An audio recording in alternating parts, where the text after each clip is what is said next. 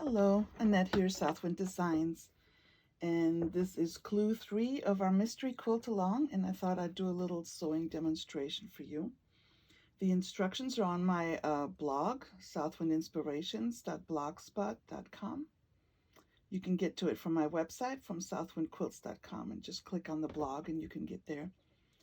And I'll also do a Facebook Live sometime this morning at 11. Okay, so these are the pieces that we're going to do for our clue 3, and this is unit B that we're making. And so the first thing I do, we make 2 of them at the same time just to kind of chain things in. The first thing I do is sew one of those 2.5 by 4.5 to a 4.5 inch square.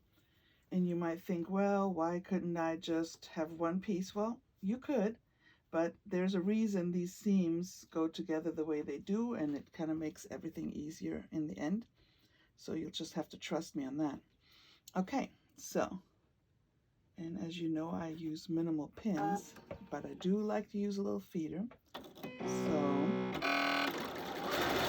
get that out of the way. Okay, so I'm just going to stitch with a 1/4 inch, and I'm actually going to do 2 at a time and make sure this is all turned the right way. Here we go. All right, and then the other one, take 2 and take 2 over here. All right,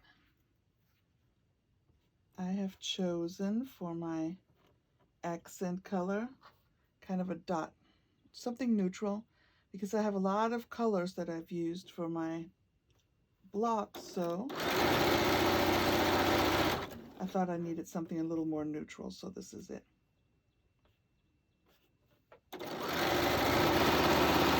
Okay, so I have all my pieces. I'm gonna cut them apart. I love these little scissors, by the way. Okay, so when we do this, we're always going to press to the square. What that means is, instead of pressing to the shorter piece, I'm going to actually press to the square. Let me make some room here. And press to the square.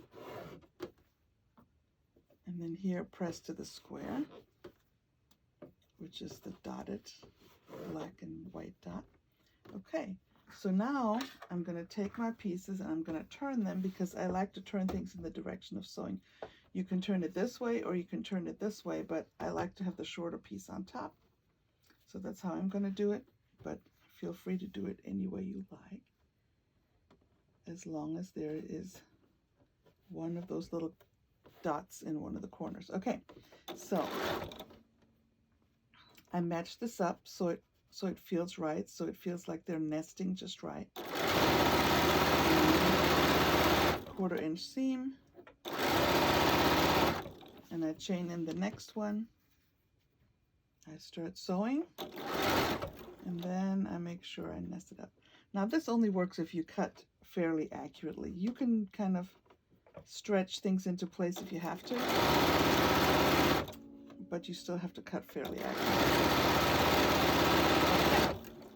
So, and here is my block, but instead of pushing it out to here, I'm again going towards the square here, the larger square.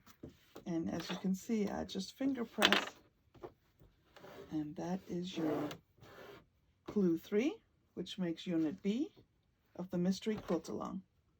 Hope you had fun. I will see you for clue 4, and have a great day.